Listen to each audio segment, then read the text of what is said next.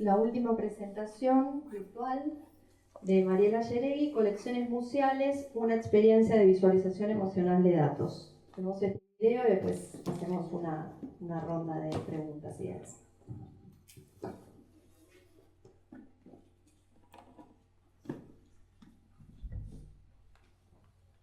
Buenas tardes. Bueno, en primer lugar, gracias por incluirme en esta mesa y bueno, estaré disponible para preguntas al finalizar mi presentación. En esta presentación voy a referir a mi experiencia de trabajo en el Museo de la Rhode Island School of Design, en tanto profesora, investigadora y beneficiaria de la beca Profesores 2022-2023 en dicha institución. Pero antes me gustaría referir brevemente a las principales características del museo para contextualizar un poco y en particular a las de la colección textil a cargo de la curadora Kate Irving, que es el lugar donde desarrollé la presente investigación. Creado el museo, ¿no?, a fines del siglo XIX, esta institución alberga piezas de arte que representan diversas culturas. La colección actualmente contiene más de 100.000 piezas de arte y diseño que datan de épocas antiguas, realmente antiguas, hasta piezas contemporáneas, piezas de nuestros días, e incluye pinturas, esculturas, piezas de arte decorativo, indumentaria, piezas textiles, muebles, piezas de diseño de todas partes del mundo. De estos objetos, más de 2.000 aproximadamente están siendo exhibidas ahora en el museo. Los restantes, casi 83.000, son accesibles online y casi 1.000 piezas fueron adquiridas recientemente. De esas 83.000 piezas, unas 30.000 pertenecen a la colección textil, o sea, un gran número, una gran proporción. En este contexto institucional, el espacio, que cuenta con importantes colecciones y que además se haya radicado en un marco universitario, nutre la labor académica a la vez que lo académico otorga un sentido vital a estas colecciones. Mucha de la actividad académica curricular se construye en torno a las diferentes colecciones, estableciendo diálogos ricos y promoviendo miradas críticas. Yo generalmente, en el marco de mis cursos, organizo muchas actividades con el museo. Bianualmente el museo implementa además la beca de investigación, que está diseñada para involucrar a los profesores de cualquiera de las disciplinas de la Rhode Island School of Design, es decir, artes visuales, mediales, cine, diseño de indumentaria, diseño de muebles, de joyas, diseño gráfico, industrial, etcétera, etcétera, en proyectos de investigación, enseñanza e inserción comunitaria a través de una colección específica del museo. Cada convocatoria se concentra en alguna de las colecciones, que son artes decorativas, diseño, moda, pintura, textiles, medios audiovisuales, escultura y arte en papel. La última de las convocatorias tuvo como objeto la colección textil, en la que presenté una propuesta que fue finalmente seleccionada. El proyecto de investigación actualmente en ejecución busca dar cuenta de la génesis de la colección textil desde sus inicios, es decir, casi un siglo y medio atrás hasta nuestros días. Para ello, elegí trabajar con herramientas de visualización de datos. Es útil recordar que la visualización de datos es la representación de datos mediante el uso de gráficos comunes, como diagramas, infografías e incluso animaciones. Estas presentaciones visuales o visualizaciones de la información comunican relaciones complejas entre datos de una forma didáctica y fácil de entender. Muchas veces a las técnicas de visualización de datos y a su materialización visual se las asimila con una cierta idea de neutralidad y al mismo tiempo se le atribuye una cierta condición de objetividad. Pero como lo señala la filósofa Donna Haraway, a propósito de esta pretendida omnisciencia de la ciencia, Donna Haraway dice: el relativismo y la totalización son ambos trucos divinos que prometen al mismo tiempo y en su totalidad la visión desde todas las posiciones. En contraposición, Haraway propone, cito, luchar por una doctrina y una práctica de la objetividad que favorezca la contestación, la deconstrucción, la construcción apasionada, las conexiones entrelazadas y que trate de transformar los sistemas de conocimiento y las maneras de mirar. Fin de la cita. Pero esto requiere una parcialidad asumida y autocrítica. Desde esta perspectiva, no existiría la visualización de datos sin emociones. O sea, es una perspectiva posible, incorporar la emoción como parte de esta parcialidad autocrítica. Siempre hay una subjetividad detrás de cada visualización y esa subjetividad tiene una relación emocional respecto de la información que se está representando. Frente a la tendencia generalmente estas visualizaciones, hay una tendencia hacia un minimalismo visual, y frente a ello, porque hay como cierta idea que ese minimalismo visual garantiza una objetividad, ¿no? Hay esta pretensión de objetividad. Frente a ello, las corrientes críticas y particularmente el feminismo de datos integra la dimensión afectiva a la representación informacional digital. El museo, por otra parte, es algo así como un repositorio objetivo, una objetividad que cristaliza físicamente en una cierta concepción impoluta de los espacios museales, por un lado, y en su acervo, por el otro, que es como una fuerte memoria que remite a pasados o a presentes que finalmente se tornarán pasado muy rápidamente y se materializarán en datos digitales, ¿no? En las colecciones, en los archivos. Según Brian O'Doherty, en el ya clásico Dentro del cubo blanco, la ideología del espacio expositivo, que es un texto del 2011, este ámbito neutral encarnado por el concepto de cubo blanco es un espacio separado y aislado del contexto cultural, económico y político, y es un espacio que creció y se expandió bajo el signo de la modernidad. Bueno, llegados a este punto uno se preguntará qué tiene que ver toda esta digresión con los museos y con la visualización de datos de sus colecciones. ¿Qué tiene que ver esta pretensión de objetividad, neutralidad y las herramientas de la tecnociencia para la catalogación de las colecciones museales? Yo creo que tiene que ver mucho. El archivo y la catalogación de objetos museales no responde solo a una necesidad organizativa y clasificatoria, sino que entraña un entramado de narrativas históricas, de ideología de miradas políticas que permiten reconstruir la génesis y los fundamentos sociohistóricos que dan sentido a la colección. La base de datos de las diversas colecciones que componen el museo fue reorganizada recientemente sobre una plataforma que se llama Museum Plus, que es una plataforma basada en navegadores. O sea, se accede desde el navegador y es para uso exclusivo de los equipos curatoriales e investigadores del museo, en esta implementación del museo de la Rhode Island School of Design.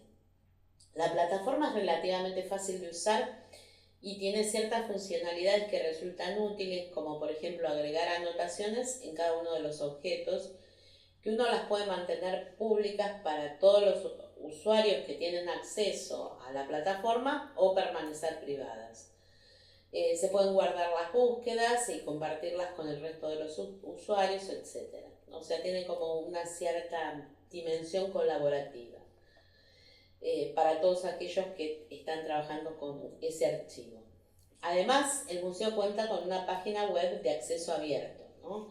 Que eso es accesible a todo el mundo. El público en general puede acceder a las diferentes piezas del acervo y obtener información acerca de los materiales, las técnicas, las dimensiones, quién donó la pieza, el número de inventario y el historial de exposiciones de la pieza en cuestión.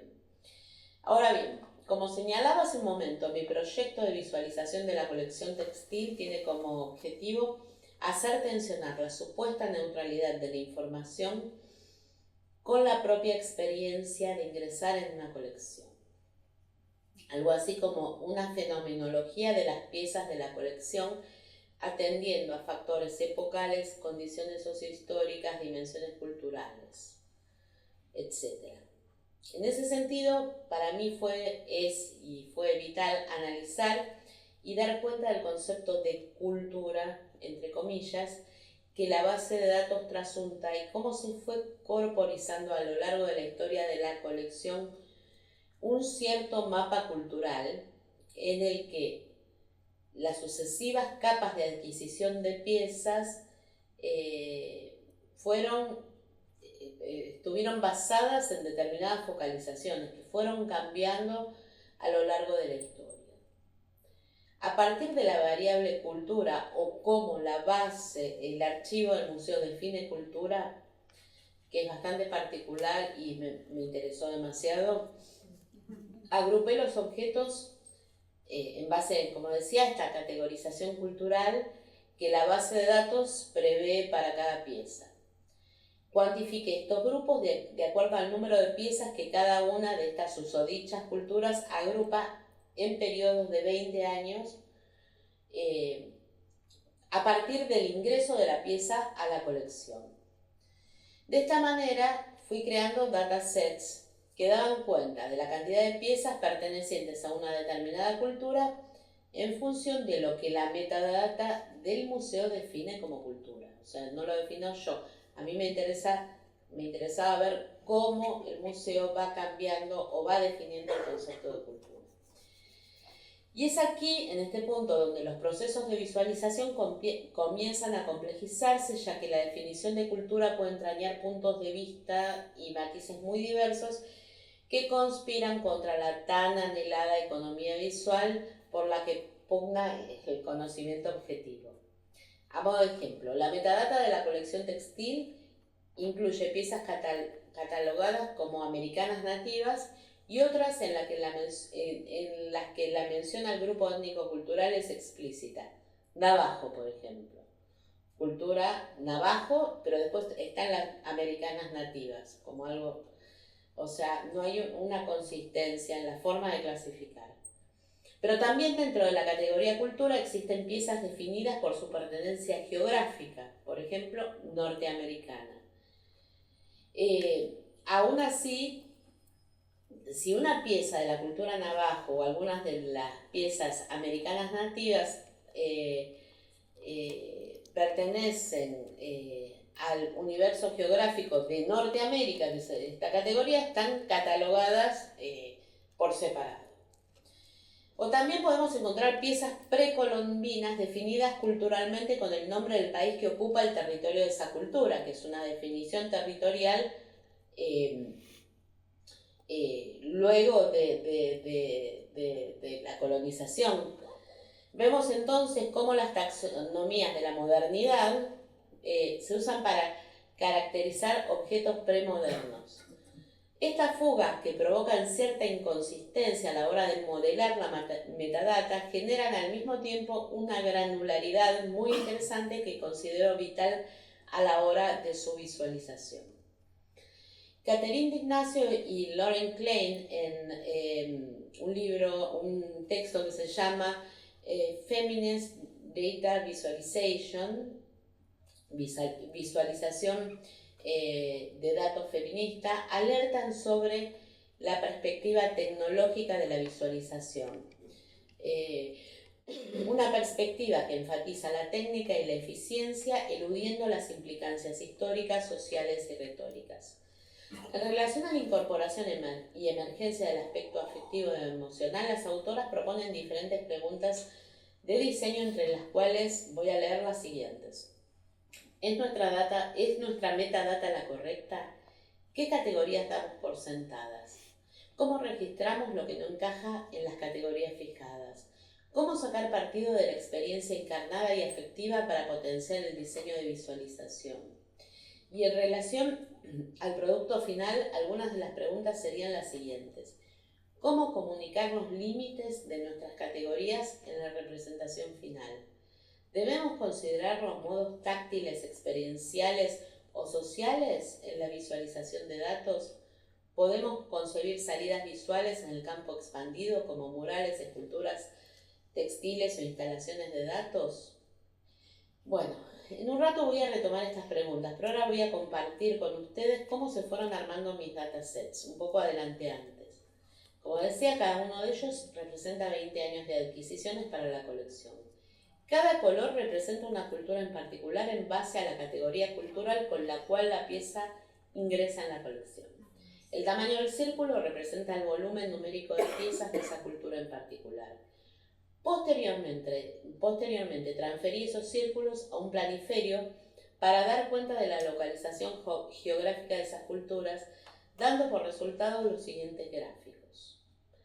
En paralelo, fui tomando nota pormenorizada y exhaustiva de todas las inconsistencias que la categoría cultura, tal y como es concebida en la metadata, supone.